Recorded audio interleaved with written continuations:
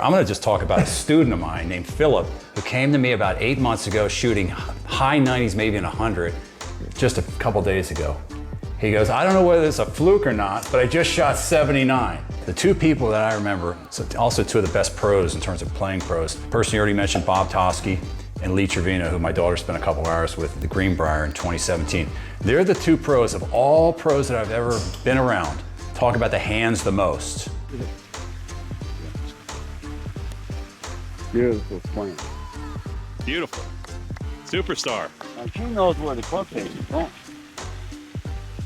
You don't let anybody change her. Beautiful. For an 11-year-old, she's got as good a swing as I've seen. I don't know who taught her, you did or somebody, but or you taught yourself, but you did a heck of a job, you know. That's what they always said about me, is I owned my own swing, because nobody swung like I did. Furyk tried to a little bit, but he couldn't get there. Nicklaus, I played 7 times with Jack Nicklaus. I said, why are you so good? And he said, you know, I see the shots I want to hit, I play the shots on the golf course I want to play, and then I have a bowl of ice cream and I see myself winning the tournament. Well, let's start this out right. This is the first ever podcast between Jim Estes, the famous Jim Estes, and Mike Vechery. I was thinking about calling it the player and the tactician. That's great. But I love that. Who's going to be which? We could be both. I can be the player and you can be the tactician, and then I can be the tactician and you can be the player. We can just do it. Sounds good. Well, we always seem to get along for the last 40 years or so. Yeah. Lots of fun. So we're going to try to take what we do over the phone and talk golf. And I don't think there's anybody that I've ever spoken to who enjoys talking golf, even though he's a great player, as much as Jim. So hopefully we can bring that fire and start talking golf and help people out there. Absolutely. I can't wait. I have so much to say, and I think people are going to really understand a lot about what it takes to play the game, as opposed to like teaching golf all day and getting real technical. I mean, technique is great, but what's the mindset when you're over the golf ball, and how do you execute when you really have to? Let's talk about Jim Estes. I remember just 7 years ago, was it 17 or 18? Yeah, 17, Trump National. Yeah, Trump National, PGA Championship. Yeah. You were the low pro.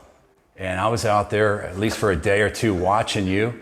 Why don't you tell everybody what you shot, where you finished, obviously top pro, Yeah, you know, it's funny. I mean, these guys on the PGA Tour, Champions Tour, whatever you want to call it, they're so good. I shot 2 over par for 4 rounds, and I think Langer beat me by 16 shots.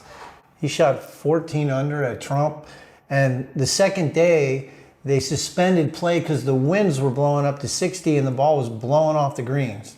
And I remember shooting 1 under, and I was a low round on Friday. And for whatever reason, when the weather conditions get bad, either rain or wind, I just play really well because I take more club, I hit the ball, I keep it down, I don't try to hit it hard, and I know par's a good score, and I have a lot of emotional resilience. I just have a lot of grit. I can't stand to give shots away.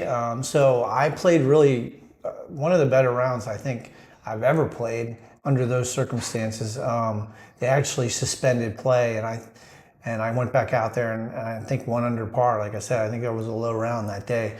But, you know, I mean, look, I was 2 over par and Bernhard Langer was 14 under. And he's the real tactician, isn't he? Yeah, there's a tactician. You're the best local tactician. He's the best world tactician. I don't right? know about any of that, but I know that Terry, his caddy, this is how anal they are. Like, they look at the yardage book and they have a wheel and it has a big line on it, and they measure everything by meters, and they don't take for granted any yardages. They do their own yardages, and I've never seen anyone do that. He's the only person I've ever seen do that. So well, that's why he's got, what, 44, 45 senior PGA Tour wins? He's made $49 million playing golf, his career earnings. Ernie Els has made $59 million, but Bernhard Langer started playing golf in 1976. He was, his dad was a mason, stone, he had a 6th grade education, and Langer told me he quit school at 15 to turn pro. Well, isn't that interesting? Because from my reading of books, it seems like the best ball strikers all have 6th grade educations. Ben Hogan, Yeah, right? Mo Norman, and Lee Trevino. Right. At least formal school. No, right. But it seems like, if you think too much and you overthink it without using your own natural ability and keeping it really simple and just digging out of the dirt, who says that a bunch of times? No, right. You got to find it, know where that dirt's flying. Just like the club face we were just talking about the most recent lesson, you got to know where that club face is. Right. I mean, educated hands, Bob Toski, Jim Flick, these guys that I was fortunate enough to spend time with. I remember, those guys, I played tour school, and it's a funny story. This guy I played with in the 5th round of tour school, we'll call him Dave. His name was Dave. I won't say his last name, but he went into anaphylactic shock. He got stung by a bee. He took my card, he erased all my scores and put his scores down, turned it in. And the guy says, well, you're DQ'd because you signed for the wrong score. I said, well, that's not my card. Somebody did that, and they had a printed scorecard. They mimeographed all the scorecards, and they could see that he'd gone into shock. He was not himself, and he didn't know his card from my card. Anyway, long story short, the 3rd hole, the last day, the rules official, Arvin Gann, comes up to me and goes, because they didn't make a ruling on whether I was going to be DQ'd or not, because my score was wrong. It was lower. It was 68 on the board, and I had shot 69. And for whatever reason, Dave just messed the whole thing up. And make a long story short, I called Jim Flick. I wasn't sleeping the whole night. I thought I was going to get GQ'd. I was 14th place in tour school. And he's like, don't worry about it. You've worked at it. Visualize your shots. Play the shots you want to play. But see the target and just focus on the target and see the ball go to the target. Don't think about anything and just let your eyes tell your hands what to do. And it worked. I shot 66. And I was 3 under. I was 2 under after 3, and the guy came up and he said, your score is going to count today. And I got really nervous because it's the last round of tour school. Never had my card. I've been 10 times. I got 6 times to the finals. And I'm playing with Scott Verplank. And the funniest thing ever, I hit the ball, and this is on the Golf Channel. And it was the infancy of the Golf Channel back then. Scott Van Pelt was with the Golf Channel. And I hit my ball in 17, and it was a flyer light. It hit the camera tower and bounced onto the green, and I made a birdie. So then I knew. I was like, that's it. I mean, I'm definitely going to get my card. So well, you're the luckiest guy in the world, aren't you? No question. And they were all laughing. The guy from Verplank's like, are you kidding me? I mean, if you don't qualify with that, I mean, nobody's going to qualify. It gets that kind of break. Because that ball could have gone anywhere, obviously. Right. And I was only 20 yards over the green. And even getting back to what you had talked about, the hands. Yeah. The 2 people that I remember, so also 2 of the best pros in terms of playing pros. Person you already mentioned, Bob Toski. Finally toward the toes. Yep. Beautiful swing. Perfect. You made an ace. Almost, Lauren. That was awesome. Beautiful. Superstar. And she knows where the club face is going. You don't let anybody change her. And Lee Trevino, who my daughter spent a couple hours with at the Greenbrier in 2017. They're the 2 pros of all pros that I've ever been around. Talk about the hands the most. That's perfect. Beautiful. Beautiful. We're quitting on that one. The swing's perfect. Okay. I wouldn't touch that swing with a 10-foot pole. I mean, for an 11-year-old, she's got as good a swing as I've seen. I don't know who taught her. You did or somebody, but or you taught yourself, but you did a heck of a job. That's what they always said about me, is I owned my own swing, because nobody swung like I did. Furyk tried to a little bit, but he couldn't get there. Nicklaus had his own, Palmer had his own, Gary had his. Today, everybody's going, TrackMan and stuff, and they're all swinging alike. That's not any good. To be good, you have your own swing. You learn how to, do what you got. All you have to think about is your hands. You had your hands too high. And Toski was a 54 leading money winner on the PGA Tour, and Trevino, obviously one of the greatest players of all time. Hands. Yeah. Being able to know where square is, right? He would always say, your only connection to the golf club is your hands, so you better know what your hands are doing, because they've got to be educated, because wherever that hands are, the club face is. So tell me about what you thought about upstairs with your student. Yeah. So what John, happened? John, he's a baseball player, very strong, could hit the ball, but he was only swinging 50%. He's hitting his driver 200. So I said, you've got a lot more in that, in your game than 200 yards. And so we got his driver, he said, I never hit a 7-iron 148 yards in my life. And I was like, well, there's so much more there. If you learn how to square the face, release the club, get your hands rotating, time the release, get the club swinging from in to out, get that lead wrist to supinate the left forearm and arch that lead wrist heel off the golf club and trap the ball and keep that club on the face, compress the ball, hit down on it. He started hitting the ball good. And, Nicklaus, I played 7 times with Jack Nicklaus.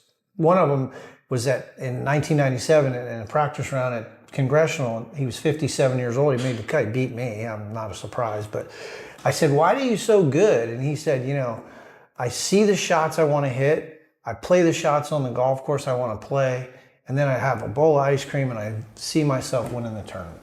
And he loves ice cream. And Well, you can say that, but when he had a shot at the U.S. Open at Pebble Beach in 1972, right. He said that he got to the top and he knew he was out of position. He was able to rework it. So there's a couple of other ability. And he was certainly he could play basketball, football, and and I always tell kids, don't specialize in high school. Play all the sports because you'll be better at the one you decide you love if you play them all. Right. And that's a true story because I've never met a tour player that couldn't play ping pong, couldn't shoot a basketball, couldn't throw darts.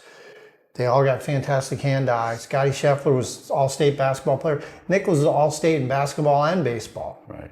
Well, the one thing important about your student upstairs that I like to tell my students is the importance of 3 things. Number 1, we've already talked about the hands, trained hands, knowing where the hands are, but also the shoulders, making sure that your shoulders, especially with that driver, and you said the posture, making sure you have a little bit more tilt and a little more spacing, but making sure these shoulders are working in a different way. So if your shoulders are working this way too rotationally, that right shoulder gets too high, it's hard to take that club inside and hit that draw. No. And then the other thing is the club face. Training that club face to go ahead and release that little throw here. Yeah, the sidearm, skipping a rock. I'm old enough to have done that. But even when you throw a baseball, your right elbow, as you take the club back or your arm back, your right arm goes back. And then when you start to throw, the elbow leads the hand. Well, in the golf swing, if you go this way, obviously the shaft's going to tip. And when the shaft tips, the club gets outside. It starts coming down too quickly. So this idea of, just doing this is a great way to learn. This is where you got to be. I don't care how you get there, but you better be right here. That so right that you elbow, can release. right elbow get a little bit deeper, right? Yeah, and the right arm, you got to have a wide extension through the ball. It's not here. Phil Mickelson, they talk about Phil being very narrow. That's true. He wasn't wide through the ball. So not only does the right arm have to be in the right position, but you've got to extend it. Right. You need the spacing. Yeah. Exactly what you were talking to the student about. Yeah. Posture, spacing, but also that, right? This and that. Yeah. Combining all those things. So I always think it's important for people like that. A lot of times they leave a lesson and they forget everything. Right. And writing things down, good video, right? Those journal. Reminders. When you play well, write down the thoughts that you used when you were playing well and visualize that. Use all your senses to feel and replay those good shots in your head. Don't walk off the golf course beating yourself up. Trust me, I did it. It doesn't work. You'll quit the game. It's no fun to beat yourself up. The game's so hard. Think about this. You swing the club 100 miles an hour and you're 3 degrees off and the ball's 40 yards offline. Well, I always think that people get upset when they really shouldn't get upset because either number 1, they don't really know the proper way to swing, and number 2, they haven't practiced it. How are they supposed to hit good shots? Just like him, he didn't understand the inside path. So how is he supposed to hit a straight shot if you've never gotten there? And so believe understanding it is important. Right. And then if you've done it for years the wrong way, it's going to take some time. You got to do it slowly and process the movement pattern very slowly so that you can feel it. And if you don't do it slowly, your brain cannot process a new movement. So anybody that's swinging at full speed, thinking they're changing things, they're not. All you got to do is run the video and you'll see. If you swing the club at half speed or even 1/4 speed, you can make changes. But if you do it at full speed, you're not going to slower and shorter in length. Yeah. Shorter in length, a little slower, 50%. But since we're talking about speed, Let's talk about that Instagram reel that you put on. We No, met. that was you. Well, we met about 4, 5, 6 days ago. And I guess we like to talk golf and a little bit of business, and you like a couple things that I do here and there. Oh, yeah. But we put together the video. You said the bow and arrow right here, Justin James. Yeah, I you learned talked that about from that, and then you talked about loading that right leg, Berkshire style, and then you talked about the Korean slow motion swing, Right. and then putting the butt up on the wall. And I Yeah. shot that, put it together, and you've got something like 300 shares off of that. I don't even know what I mean, that you're going viral. He's on the this. guru of, Instagram. Not, But I'm no, working look, on it. I'm working. his whole theory on golf is getting results. And if you're not a performance coach and you're not getting results, people aren't going to buy into what you say. So he's a genius. I went to a guy named Will Robbins, who's the PGA's loves Will Robbins because he's a group coaching model guy. He's a coach. He's not a tactician. He doesn't know anything about 3D, but he gets players to lose 15 shots. And he said to me, first thing is you got to build a connection with the player, get results, and get testimonials. And Mike does all of that, and he didn't learn any of it. He just knew it.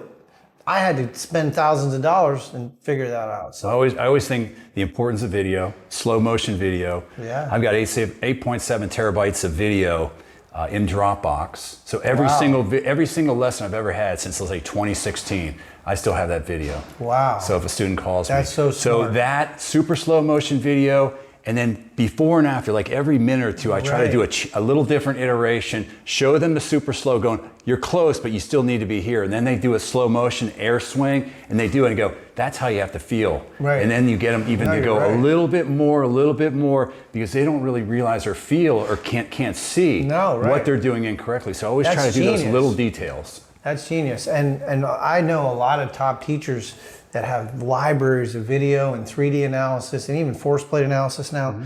And they keep libraries of that stuff. And it's so important because if you can show incremental change and improvement, students will buy in. And it makes them feel better. And that's all we're trying to do is, look, at the end of the day, there's 33 million golfers and 11 million quit. That's not good. We shouldn't be, as instructors, seeing 11 million people quit. So the whole coaching model needs to be looked at more closely, and it's really about getting people to play better. It's great to know, people don't care what you know until they know you care. Let's just be honest. And if you're out there, blood, sweat, and tears out there on the golf course with these people, and they're getting better, they're gonna pay you. But that's not what it's about. It's really about keeping people playing golf, because golf is a great game, but it's a hard game. And if you don't have the kind of mentality that likes a challenge, and you're not able to keep your emotions under check, and you're not able to think clearly and solve problems, it's all the things that kids need to do in life. But, as they say, the USGA handicap hasn't changed in 30 or 40 years. It's stuck at 17. And the first place I take a student is to the putting green. I want to learn how to putt and chip and pitch the ball first, 50 yards in, because almost everybody who shoots 90 and above loses probably 2/3 of their shots inside 50 yards. So having that good video with the short game, what they think they're doing versus what they're actually doing. And, Gary Player says, I'll take a 14 handicaps ball when it's 50 yards in, and I'll turn it into a 3 handicap. Right. So he knows how to chip and pitch in the bunker play. And I think too often, hitting just drivers or 7-irons, even on the driving range. Right. I like to see my students chip the ball when they first get out to a driving range if they don't have a pitching or chipping green, and then chip the ball, then a little 15-yard shot, 20, and go out in 5-yard increments rather than just picking up the big stick and trying to hit it as hard as you can. That's not good fundamentals. No, I mean, and what do I'll you tell think? you this, the lowest hanging fruit, and you don't have to be a world-class athlete to chip a ball 5 yards and hit a towel. It just takes a little bit of technique and a little bit of practice, finding your low point and learning that you've got to return the club shaft to the same angle and just moving the golf club as opposed to applying a lot of force, just letting the club swing itself and just being relaxed and understanding that, look, if you can chip a ball 5 yards and you know it's going to roll 10 and you can regulate trajectory, you can play golf. Right. Well, making sure you assess the shot. Yeah. Course management, choose the right club. Yep. And most of the time I see chipping, there's a problem with grip pressure. Mm-hmm. And a lot of times what I like to do is I swing a club or chip a club real fast and go pull it back and transition fast. I go, that's the way you chip it. Now this is the way I hold the club. Right.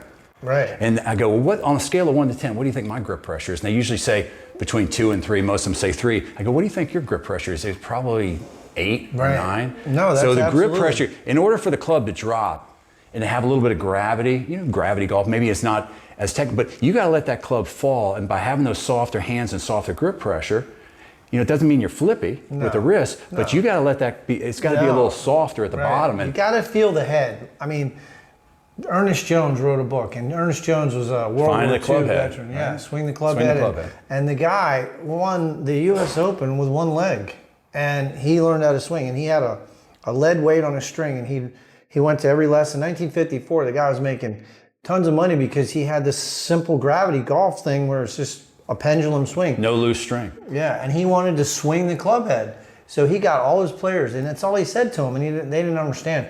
He said, you have to feel the club head and sense the weight of the club head. Mm-hmm.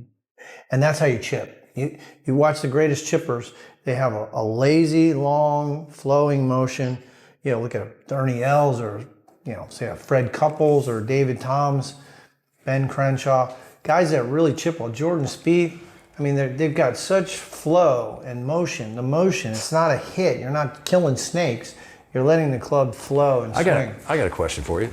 Certainly, there's been such an onslaught. When we were kids playing, you pretty much had let's say a Wilson staff, sand wedge, and that was it. There were no lob wedges. Now I find there's so many people, mostly younger people, but they always pick out the 60 when they're around the green, no matter what. What's being a great player like you are, what's your opinion? Obviously the greens are faster these days, and if you're short-sighted, that's one thing. But I see so often that students like to take the 60 when you're uphill and you got 40 feet of green, they're still hitting the lob wedge. So my feeling is if you shoot 100, you got to go, and this is Bob Toski, this is, a guy like Paul Runyon. Most of you guys don't even know who he was. He won the PGA and he's like 5'4". Minimum air time, maximum ground time, and it's really easy. I mean, if you can't break 100 and you can't hit the ball solid, you got to take a less lofted golf club and take a putting stroke and let the ball roll. Because if you can predict the roll and hit the ball the same height every time and use a putting stroke, that's the easiest way to do it. Rule of 12, right? Right. I'm going to just talk about a student of mine named Philip who came to me about 8 months ago shooting high 90s, maybe in 100. In 8 lessons, a month ago, May 24th, he sends me a text saying he broke 90 for the first time. Unreal. He sends me the scorecard, and then just a couple days ago, he goes, I don't know whether it's a fluke or not, but I just shot 79 at Westfields. And 8 lessons, I'd never seen anybody come so far from the inside, but I told him that's good. You came so far inside, really, he had never thought about the club head at all on any swinging. And I got him to really focus on that club face.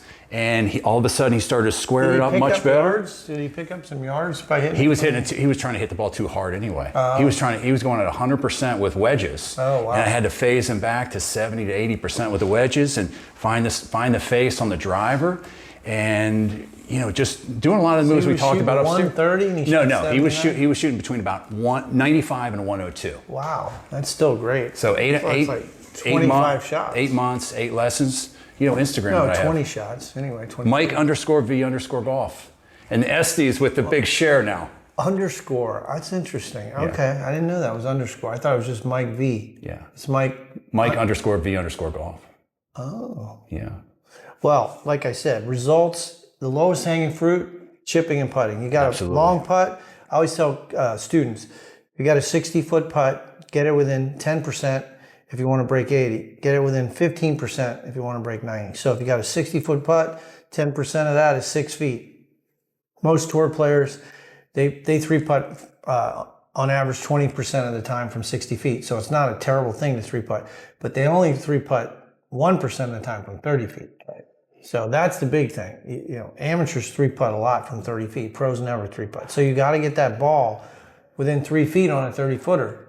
And if you get it within 3 feet, you're not going to miss that. If you've got decent fundamentals, you line it up and hit it solid, and you don't think too much about it. You're not afraid, people are scared to miss. Right. You can't be scared to miss. How about if you give one piece of advice for, let's say, a junior, or let's say if somebody watching has a son or a daughter, and let's say they're 10 to 16, what's the best piece of advice or top 2 or 3 that you would offer for a parent or even a kid who might be listening or watching?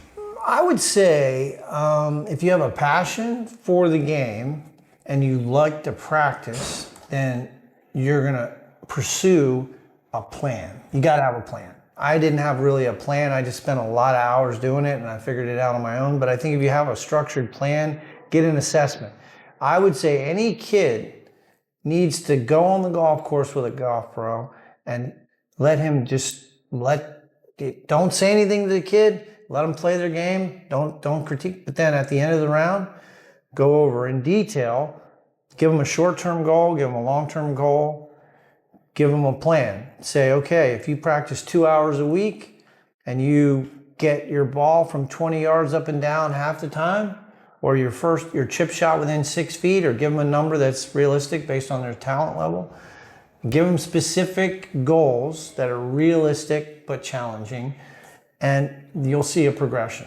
So like the kids that I specialized in were junior high kids that wanted to play high school golf. I said, shoot 42 and you'll make any high school team. Doesn't matter where you play. 42, you're in. If you shoot 39, you're going to be in the top 3, pretty much. And it's not that hard to do if you can hit the ball in the fairway or in the rough, in play, 220 in a 40-yard wide area.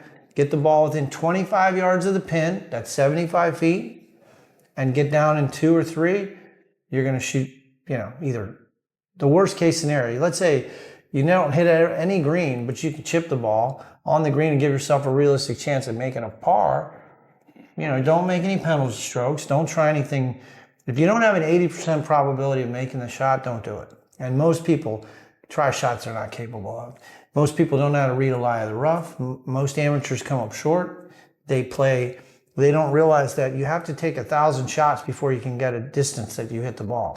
You don't take 10 shots and take your distance. You hit 1,000 shots, because the bigger the distribution, the wider the distribution, but the bigger the sample size, the better, the more accurate your numbers are going to be in terms of how far you actually hit the ball. So you need to really understand, you got to take your yardages almost daily. I mean, that's why these guys have TrackMan. When I was a kid and when I was a player, I mean, we had the caddy run out there and he'd be telling me, like, we'd be shooting the numbers and stuff. You had to pick your own golf balls up. Right. But I'd say the best advice that I can offer a junior is when you get to the range, is to play the range as if you're out on the course. And I think that's what Hogan would do. He said, well, I already played 36 holes today. I played the 18 holes and I hit every single shot. So learn how to flight the ball, hit it lower, medium, high, and really work on that 80 yards and in, and play like every shot is important, even if you have to walk into it, pre-shot routine, and see how close you're actually doing under the gun. Well, that every shot's important. I totally agree. And Randy Smith, I mean, he worked with Scotty Scheffler on curving the ball. And Scotty's an old school guy. He plays with his hands and he curves the ball. And if you watch Chi-Chi, you watch any of these guys, Trevino, all the old timers, they learned how to play shots. So be an artist. Right. Paint a picture. Paint a Picasso. Don't be out there thinking about where your left hand is at the top of your swing. That's right. I call it the Babe Ruth. Just you're kind of pointing and go, okay, I want to hit it that high into that area over there, and then try to replicate that when you get the ball right beneath you. You thought about it, like you said, you picture it, but then make it more competitive rather than just hitting ball after ball. Make it fun and competitive. We played a game with three brothers today. I had 3 kids and they all were playing, competitive golf. And we played games all day long and they loved it. Good. But you play a little game for $1, you hit a 15-footer, you hit it 1 foot by the hole, you get a point. If you leave it short, you lose a point. If you knock it in, you get 3 points. And you just go around the hole, you hit putts uphill, downhill, side hill, you put a dime at 12 inches past the hole, they got to hit that ball. And we're going to have a contest too shortly. Yeah. So what do you think of this setup? Not bad? Good, yeah. Good. Well, hopefully we've entertained some of the people out there, and we can start doing some on a regular basis. Fun. Maybe Let's on the course too. Why not, right? Why not? I mean, that would be awesome. Hit some shots. Yeah. Tiger Woods, man, he dropped the ball. His dad told him play golf and drop 12 balls in the woods, hit it out of the woods and make par 12 times from the woods. Now, the one thing we haven't said enough. This is Jim Estes, born and bred from Bethesda, Mike Vechery. Yeah, right. When you tell me your website and your Instagram? Yeah, JimEstesGolf.com and number one golf doc. But the real thing with the Instagram and the website that I love is, you know, and Mike does this too. I love looking at other stuff and I love learning. And you know, there's so much good stuff out there, and you know, so never stop. A great teacher never ceases to learn. So I agree. I read more now than when I was a kid. Yeah. You know, there's more. Your knowledge should never stop. And no, and there's so much out there. for me, join.mikevgolf.com, join.mikevgolf.com, and I'm going to start doing a little more YouTube, and then also Mike_V_golf on Instagram. So good job. Well done. I love it. We'll do it again. all right.